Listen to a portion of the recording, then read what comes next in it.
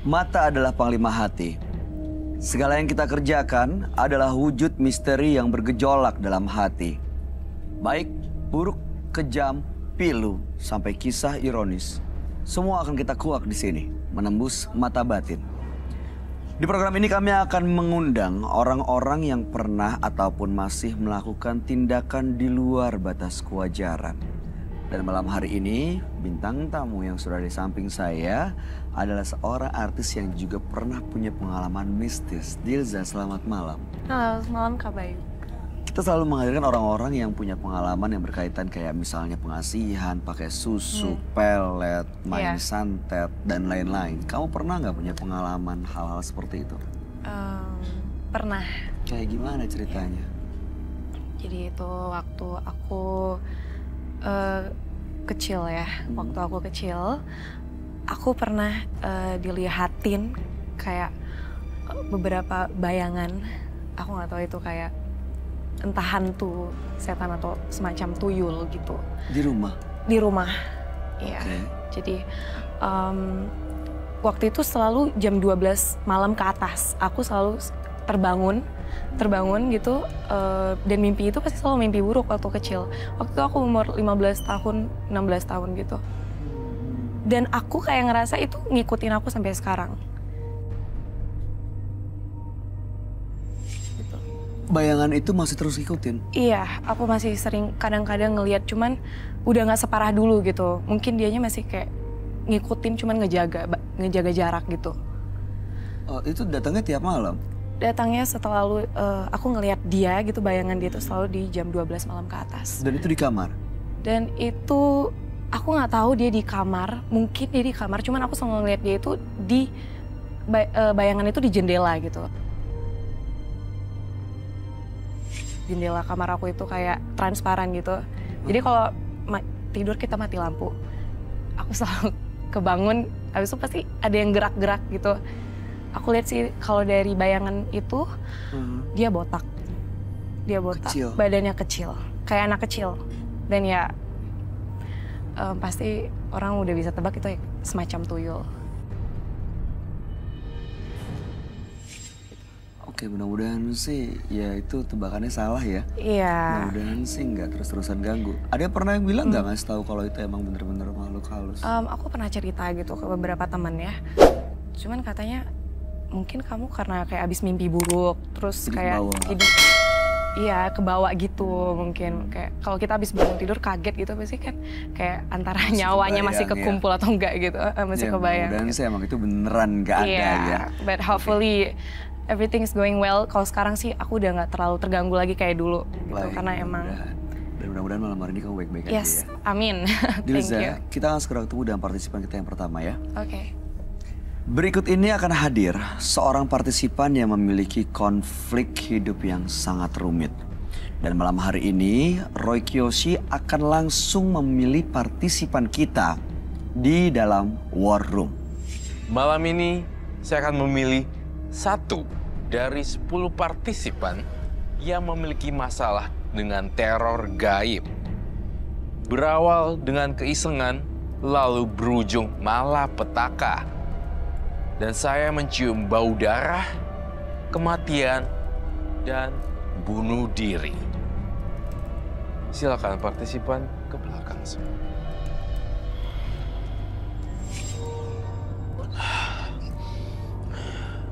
Saya akan memilih salah satu tangan partisipan yang akan saya kuak misterinya.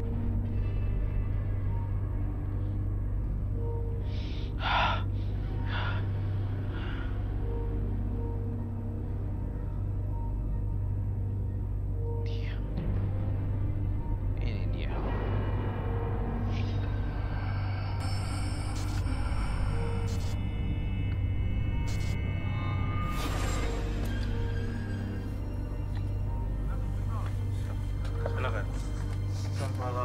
Selamat malam, Roy. Silakan duduk di sini.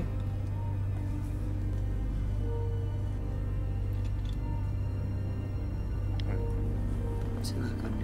Silakan. Thank you. Oke, selamat malam. Hai. Malam. Hai. I love your hair. Thank you. Thank you. It's black. Oh my god. Nice. Roy, kenapa kamu milih partisipan kita yang ini untuk datang ke depan meja kejujuran? Karena saya merasa partisipan yang ini mempunyai satu kelebihan, tetapi kelebihannya dipakai, disalahgunakan, dan menjadi bumerang bagi orang lain. Kelebihannya maksudnya dia punya ilmu gaib yang dikuasain gitu. Saya menduga, iya. Saya menduga dan mencurigai bahwa dia punya ilmu gaib yang bisa menyerang orang lain. Dari hawanya dan dari penciuman batin saya mencium seperti pulpen. Bisa buat nulis atau bisa buat nyolok mata orang. Oh, sebenarnya bisa untuk kebaikan. Bisa buat nulis, cek, juga bisa dicolok dan sampai buta. Itu yang saya rasakan kenapa saya memilih salah satu partisipan dari sekian partisipan. Oke, namanya siapa, Mas? Nama saya. Kita ganti dengan nama samaran untuk menyembunyikan identitasnya ya. Kita ganti dengan Seno. Seno. Oke? Nama samaran kok. Gak apa-apa kan? Oke, Mas Seno, benar nggak apa yang disampaikan Roy tadi? Anda punya kelebihan, Anda punya kekuatan ilmu gaib, tapi sayangnya dipakai untuk hal yang salah. Sebetulnya tetangga saya yang punya. Jadi tetangga saya itu kayak buka praktek begitu. Tapi efeknya ke keluarga saya. Saya juga sering sakit-sakitan. Bahkan anak saya itu kalau habis menjelang maghrib, itu dari mulai demam, panas, tinggi, sampai kayak ngaco gitu loh, kayak kesurupan gitu.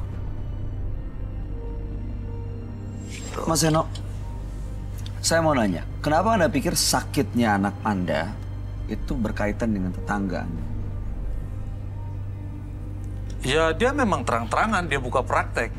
Dia bicara dengan lingkungan sekitar. Gitu. Pasien. Seperti itu. Oke. Pasien. Bisa nggak kira-kira tim menembus mata batin mengundang dia kemari? Iya, jadi sebenarnya begitu Anda daftar, kami sudah mencoba menghubungi tangga yang dimaksud. Namanya... Iya betul. Baik, pemirsa, sebelumnya memang tim menembus mata batin coba untuk membantu partisipan kita, yang nama samarannya itu Seno, untuk mencari tahu keberadaan tetangganya yang bernama dan untuk membuktikan apakah kecurigaannya benar, sama-sama kita saksikan penelusuran yang berikut ini. Ya, Assalamualaikum warahmatullahi wabarakatuh. Pemirsa, sekarang kita sudah ada di gang di dekat rumahnya partisipan kita. Jadi tujuan kami ke sini adalah ingin mendatangi tetangga partisipan untuk mengajaknya ke studio untuk menyelesaikan masalah dengan partisipan kita. Kita langsung aja ke sana yuk. Nah, ada ibu-ibu, kita coba tanya aja yuk. Bu, misi Bu. Ya, Mau nanya sebentar. ya. Di sini saya dengar-dengar ada yang buka praktek spiritual ya Bu ya, di sebelah mana ya Bu ya? Oh iya bener Mas, itu Di mana rumahnya Bu? tuh Mas, itu yang deket yang listrik itu tuh di situ. Oh di situ? Iya, Oh iya, makasih banyak ya Bu ya. iya, Mas. Tapi di situ tempatnya agak sedikit aneh Mas. Aneh. Suka ada kejadian yang kesurupan gitu. Pasiennya banyak yang kesurupan. Betul. Kok bisa gitu Bu? Iya, pasti setiap orang yang datang situ pasti keluarnya ada yang kesurupan, ada yang aneh-aneh kayak begitu Mas. Tetangga juga kayak gitu pernah. Tetangga daerah sini juga banyak yang kesurupan. Iya, makanya tetangga sini udah nggak percaya lagi di situ. Tapi pasiennya banyak Bu. Banyak, tapi dari luar daerah sini Mas.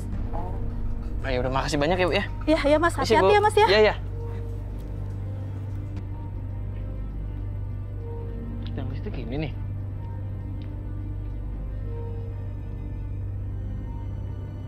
Ini nggak ada orang deh. Ini nggak ada orang. Tempat yang listrik itu ya?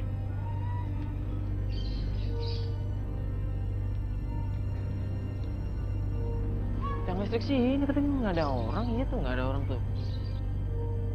Mana ya? Coba dong lu cari situ.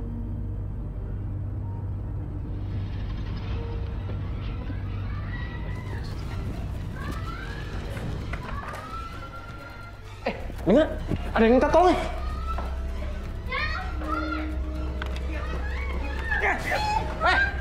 Ngapain lu, Minggir lu. Ngapain lu, lu siapa? Bawa kamera kayak gini. Ini mau ngapain lu, Enggak, lu mau apa urusan lu? Praktek sama dia malah dicabulin. Astagfirullahaladzim. Lu siapa? Ikut campur urusan gua.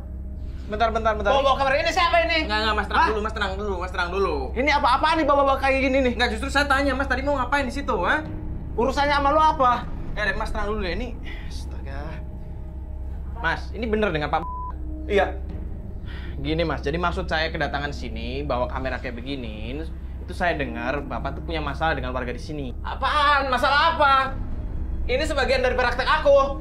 Ya saya ngerti, cuman katanya warga-warga di sini tuh pada komplain sama Bapak. Aku gak suka ya bawa-bawa kayak gini nih. Mendingan keluar. Iya, saya ngerti. Bang, tenang dulu. Keluar nggak? Bang, tenang dulu. Keluar. Tenang dulu, Bang. Awas. Bang. Abang, tenang dulu. Tolong keluar ya. Keluar ya. Gini. Tenang dulu deh. Kita ngobrol baik-baik. Oke? Keluar nggak? Oke. Kita ngobrol baik-baik. Oke? Tenang. Maksud kedatangan kami, tujuannya bukan apa-apa. Kalau ini memang praktek abang, oke. Kita ngerti. Cuman di sini kan banyak warga yang ngerasa dirugikan sama abang. Apaan? Orang pasien saya banyak. Ya saya bukan bicara tentang pasien. Mungkin pasien bapak memang banyak, cuman di sini warga banyak yang ngerasa dirugikan sama abang. Warga itu pembohong semua itu, fitnah itu. Itu semua tuh nggak benar. Iya udah gini deh bang. Kalau memang nggak benar, abang pengen sama abang baik kan di sini? Nggak pengen? Iya tentu saja. Ya udah gini deh. Mending abang ikut kita ke studio, kita lurusin masalahnya. Gimana? Di studio itu sudah ada salah satu warga yang komplain sama abang. Siapa yang komplain? Ya udah, abang tenang dulu. Mending abang ikut kita, oke? Kita luruskan di studio. Kita selesaikan baik-baik. Di sini aja. Kalau mau ngomong baik-baik di sini aja. Ngapain jauh-jauh ke sono? Kan tadi abang bilang di sini tempat praktek abang. Nggak enak kan? Iya, biar ada mediatornya juga, biar semuanya lurus, oke? Emang kenapa kalau di sini? Nggak enak bang. Banyak warga ini kan juga bawa kamera, ya. Biar semua diklarifikasi, biar semua selesai. Kapan? Kapan saya mesti ke sana? Mendingan sekarang aja gimana, Pak? Oke, kalau gitu, saya ganti baju dulu. Iya udah, kalau gitu. Saya tunggu di luar aja ya, Bang. Ya udah, keluar. Iya, udah. Yang penting kita tunggu depan. Tadi cewek tadi mana tuh?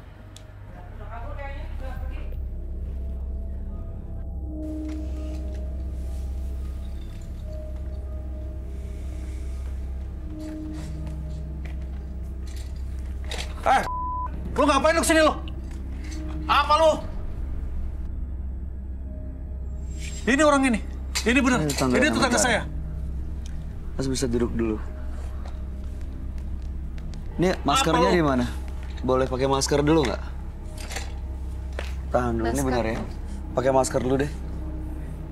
Boleh balik dulu ya. Boleh dulu.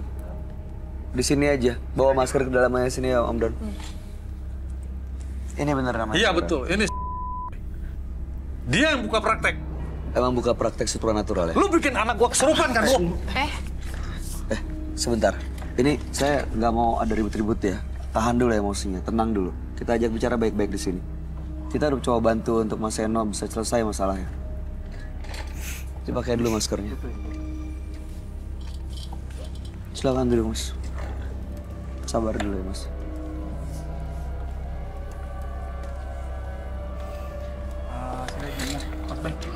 Dulu deh. Oke.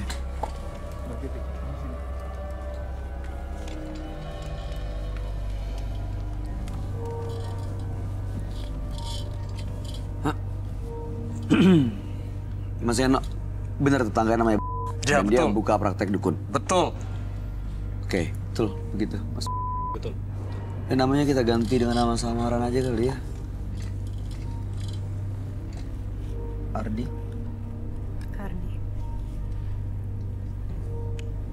Oke.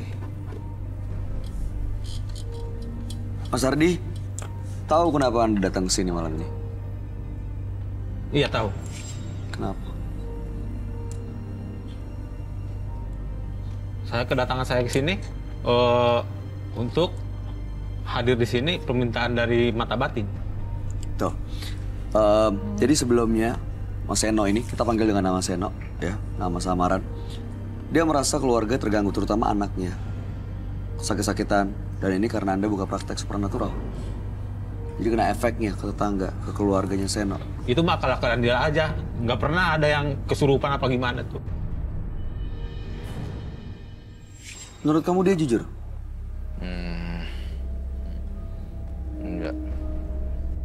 Saya lihat ada aura gelap nih di antara dua orang ini. Dua-duanya sama-sama gelap dan sama-sama hitam.